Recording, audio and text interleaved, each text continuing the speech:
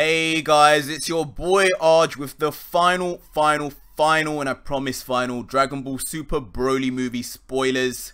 Earlier today, guys, you would have known in the morning in Japan, they showed the first screening of the Dragon Ball Super Broly movie. And it was in full, and it was to a select number of individuals. These were select Japanese individuals who most of them would have been working on the film, and they got to see the movie in full. It was hundreds of them. And as you'd expect, with that many people on board, there were bound to be spoilers, which immediately flooded the internet, most specifically Twitter. And it's all here, guys, and I'm about to get into it. Now, this spoiler section I'm about to give you has got a lot of details. In fact, it's more details than anywhere else you'd have seen. I've checked the other videos, because as the minutes are going, guys, they are releasing more and more information, more tidbits. And I've waited a while and I've collected all of these and put this into a cohesive and chronological order for you guys. So you're going to get the real picture of what's happening, why it's happening, and what everything means. So regardless, the same story stands, guys. If you do not want to be spoiled, please click off. I completely understand. Even if you guys are my day one subscribers, if your notification bells hit, I understand. It's spoilers. If you don't want to see him, you can click off. I don't mind. So yeah, do that now, because I'm going to get into it right now. And apologies for my spelling mistakes and all of that. I've just collated tons and tons of information. It's going to go on for a long video. But yeah, first thing to note, guys. So the movie starts off just as you'd expect, with here in this scene, the first act of the movie is in the past. 41 years in the past, where we see young Vegeta, young Goku, young Broly, young Frieza, King Vegeta, Bardock, etc. So it basically a combination of DB-, the events of DB-, everything that happened in that, along with some parts of the story of Bardock, the special that took place, the Bardock special. So not all of that's been rewritten, and you're going to find out that the best bits from that are still here. You'll see. But anyway, thinking of what's actually still here. So King Vegeta, as we know, exiles Broly for his power level. His power level at birth was too damn high. So obviously with Vegeta, the Vegeta we know being the pride of the Saiyans, and his power level is supposed to be so good while he's young, he couldn't have Broly being born with a high power level. So exiles him to planet Banpa, a frontier planet. Frieza is still worried about the power of the Saiyans. He's worried about the legend of the Super Saiyan God and the legendary Super Saiyan, both of which are told by Kikono. And once he hears that information, he asks for all the Saiyans to come back so that he can destroy them. So obviously, he calls back Bardock and his friend, and Bardock arrives and talks to Gina, and we see all of that happening. Now, as I said, with Bardock still retaining some of his Bardock special, we have it confirmed that Bardock does in fact rebel and face off with Frieza. He does. Now, we don't know if it's going to happen in the exact same way, where he comes out in space and he's sort of like fighting some of Frieza's men and throws a ball at Frieza, and then he dies obviously when Frieza throws his ball back at him, or it's going to be something else where they have more of a face-to-face interaction. We don't know. He might have changed things, but those are the kind of details we don't know about. We just know he does rebel. Frieza then kills everyone. The Saiyans survive, etc. Goku, Vegeta, Broly, Paragus, all of them. Tarbal's not mentioned, but obviously he does survive as well.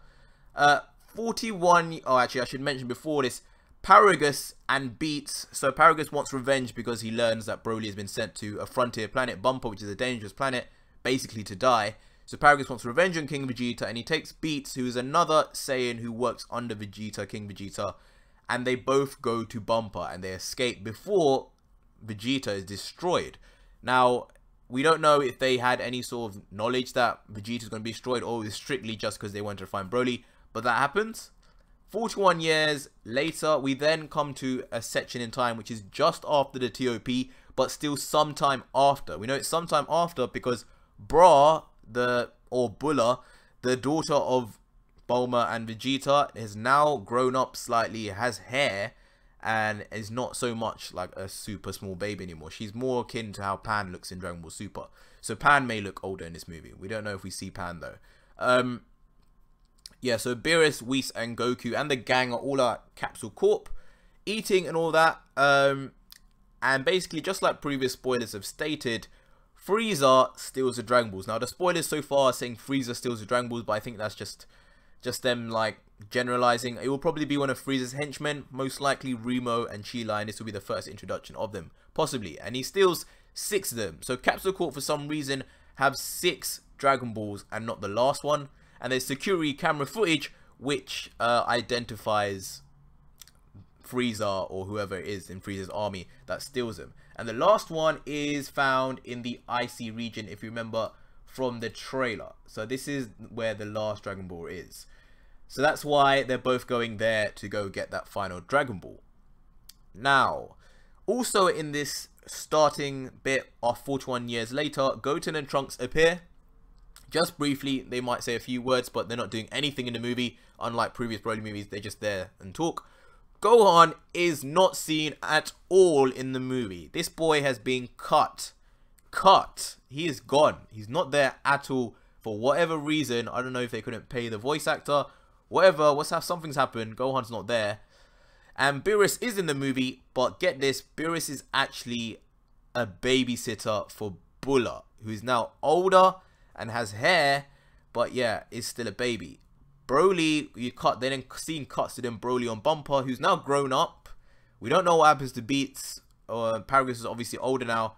But then Frieza's forces come, and the Frieza force that comes is Chelai and Remo. They land on Banpa for an unknown reason. We don't actually know what reason as of yet it is that they've landed, but they land and they find Broly and Paragus, obviously, and they then retrieve Broly and Paragus because their power levels are high enough to be in the Frieza army. They obviously see Broly in action or Paragus in action, killing those bugs, killing whatever's there, and they get him. And it's possible at this point that Broly even explains to Chelai, because there is a scene in the movie, as we knew before, where Broly explains his childhood and his training on Banpa, how he got strong. So that may have been the influencing factor on why Chelai then thinks, wow, if you're so powerful, you might as well come see Frieza, our Lord Commander. He's amazing, he's super powerful, all of that. So they meet Frieza, and Frieza then mocks them at first, and that's because of their clothes. The clothes are completely ripped up, destroyed, as we've seen from pictures. Obviously, they've been in the same clothes for decades now, literally. God knows what they smell like. But then Frieza recognizes Paragus somehow, and that is how he realizes that they're Saiyans. So after this, Broly and Paragus then become full-fledged members. There is no talk just yet of whether Frieza trains with Broly, but it seems plausible. And there are apparently some funny scenes while Broly is on the ship. Like, there's a scene where you see boobs and Balm in the shower, obviously with like all the condensation coming out, and you think it's Bulma, but it turns out to be Broly. So leave your thoughts on that. I don't know what that's about, but obviously Akira Toriyama was going for giving Broly another side to his personality. So that is all in what you'd expect from that. Just some humor from Broly's side. So Frieza and Bulma are both looking for the Dragon Balls, and they have two very different wishes. And I'll tell you now, both are really stupid, probably just for comedic purposes, but I don't know why Frieza's one's so stupid. Bulma wants to be 5 years younger, and Frieza wants to be 5 centimeters taller. Yeah, that's Frieza's wish, but here is the first bit of incredible information. Here's the bit, the clincher here, that makes everything, and also explains why I even put this whole Cooler is revealed. I put that status saying, CALLMEARJ predicted this, and everyone thought he was crazy, but yeah. When Frieza explains why he wants to be 5 centimeters taller, someone, a member of his crew, then says, oh, so like your brother, thus confirming the existence of Cooler, just as I had predicted before, and that is in line with what multiple people are saying. Some people are saying it didn't happen, but this is too much of a, you know, such a niche thing to have said, so to have pointed out, and multiple people to have corroborated and said, oh yeah, oh, so like your brother. So it's happened, it's in the movie, and I'm pretty certain we'll see that very soon. Anyway, then Broly and Frieza and Paragus obviously all go to Earth, and they confront Vegeta and Goku, who are waiting for them. They go to the icy region because the Dragon Ball's there, and obviously Vegeta and Goku are there to fend them off and to protect the Dragon Ball. Vegeta fights first, and just get ready in a minute to hear some serious BS, because Vegeta fights in Super Saiyan God. That looks awesome. Yeah, we saw him fight in the trailers, and he doesn't really do much to Broly. He fights Broly in base form at start, and then Broly keeps getting stronger and stronger, and he starts to turn his table, beating on Vegeta in Super Saiyan God form, and he gets his yellow-eyed form, and that's why he starts beating on Vegeta. So somehow he gets rid of Vegeta, or Vegeta stops, we don't actually know, and then Goku jumps in, as we know from the trailers. But here's where the BS starts. Goku starts the fight winning in base form. No transformation, just base form Goku winning against Broly. He's actually beating Broly for a bit when Super Saiyan God Vegeta could not. And then Broly gets stronger and stronger and then starts beating down on Goku. So he starts winning again, basically. The whole story of the movie is that he just carries on getting stronger. And then things get worse in only a way Frieza could make things worse. So Frieza decides to do something that only he would do, and he basically recalls to when Goku first turned into a Super Saiyan, and how it only happened after Frieza killed Krillin, which triggered the rage of the Saiyan, which caused the Super Saiyan form. And obviously up to this point, Broly had not transformed into a Super Saiyan, which probably angers Frieza to an extent, because obviously Goku almost was beating him, and he's not even turning into a Super Saiyan. He's wondering what's going on. So Frieza decides to kill Paragus in front of Broly, which, as you'd imagine, and as he's predicted, makes Broly switch up completely and transform into a Super Saiyan. He's just the normal Super Saiyan form, but with his, obviously his pupils gone. And it is so his Broly's first ever Super Saiyan transformation. It's not something he knew before. He literally, this is the first time he's ever done it. First legendary Super Saiyan transformation, and it's triggered by Frieza. And rest assured, it's actually, I've been hearing from multiple sources, it's supposed to be one of the greatest Super Saiyan transformations of all time. All time. Even better than Goku's one, which is pretty much the standard next to Trunks, if you think about it. Anyway, things are really bad at this point. Goku and Vegeta cannot do anything, even in blue. So they go and find Piccolo for backup. And with Bulma, if you're wondering how they have time to go find Piccolo, you know, leave the arena, go find Piccolo wherever he is meditating. Well, I'm going to explain that in a minute, or you can just read it here, I guess. But basically, they then come to a decision, the three of them, along with Bulma, who also chimes in, and they decide that fusion is the answer. But they realize that obviously they have no Potara earrings, so they have to do the fusion dance. And obviously, Vegeta, just like in previous film, doesn't want to do it initially. He's seen Goten and Trunks do it, but that's as much as his knowledge goes with it, and he doesn't want to do it. He still thinks it's a bit girly and all that. But then Goku and Piccolo eventually teach him, and it's supposed to be like a super funny scene, which, again, the movie is going for that. And they do it first, and then they mess up, as we know, forming Viku first. Meanwhile, Broly, as I said, I'll get onto it, Broly has lost complete control in this SSJ form. His pupils are gone, which is the telltale sign of that. And he turns on Frieza, as you'd expect, the guy who just killed his dad. So Frieza is getting bodied and fights him. Yeah, Frieza is getting bodied.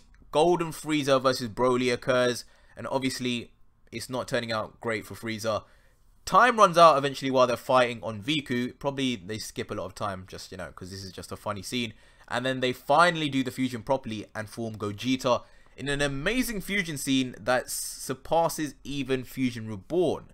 So then Gogeta intervenes after he comes out. He starts in base, then goes Super Saiyan, then goes Super Saiyan God, and then Super Saiyan Blue. There are a lot of people saying one or the other doesn't happen, but it doesn't really matter. But I'm pretty certain he goes in all forms in that cyclical way. Fighting Broly in a massive extended long fight. Like, apparently this is one of the longest fights you'll see. Obviously the movie is one of the longest, and this is a seriously long fight between the two. And we're going to see some animation that's going to blow us away from what I've been hearing. Anyway, at some point, Frieza then attempts to blow up Chelai and Remo's ship. And this is because we see Chelai and Remo have the Dragon Balls. You would have seen from the trailer, I'm not going to bring it up, but there is a scene where Remo's holding the Dragon Balls. And it's the same scene where Chelai is screaming out from a ship saying Broly doesn't want to fight because he has to, because he wants to, and all that. So he has the Dragon Balls, and obviously Chelai being the girl who brought Broly to Frieza, if you don't remember.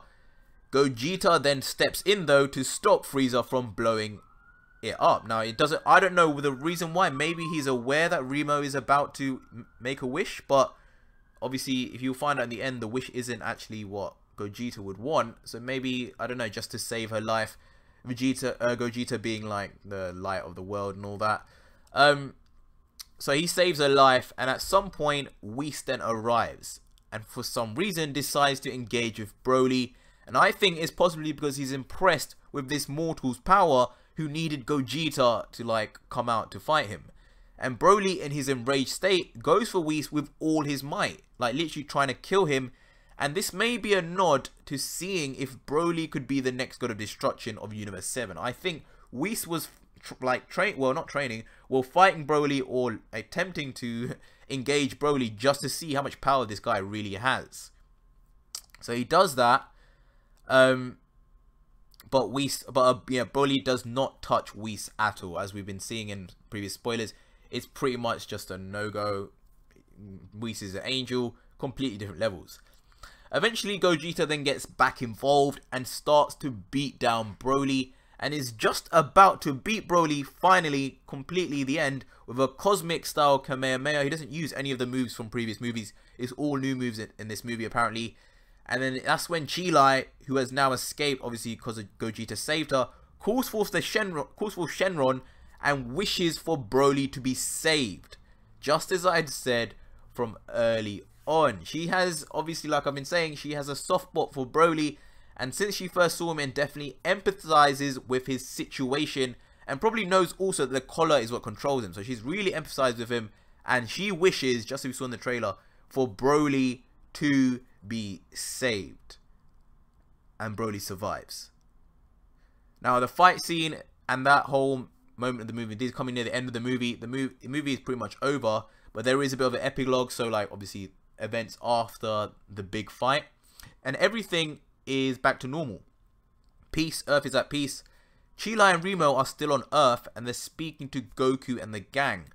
But again, with Chelai being Broly's love interest and being interested in him, she basically says, I want to find him, but we don't know where Broly is, because Broly escaped. Well, not escaped. Broly traveled back to another planet. We find out that that planet he travels back to is actually Banpa, but Broly leaves Earth after surviving. He does not want anything to do, really, with being a Z fighter, as say, on Earth. He may be a Z fighter in the future, but yeah, he's gone back to Banpa. But Goku says, I can sense him, obviously, with Broly being so powerful and sensing him already.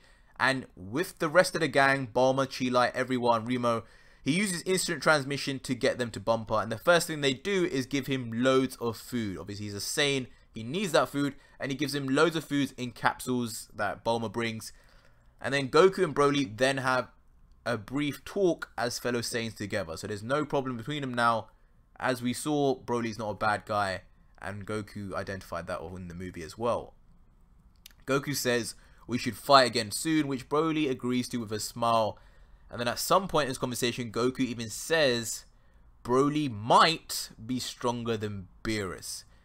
Now, he says might, not is. That's the big thing to say here, which is a big call, and again, maybe the reason why Whis wanted to fight him, to see if he truly could be the next god of destruction. And I'm calling it now, that may be in the next future arc of Dragon Ball Super.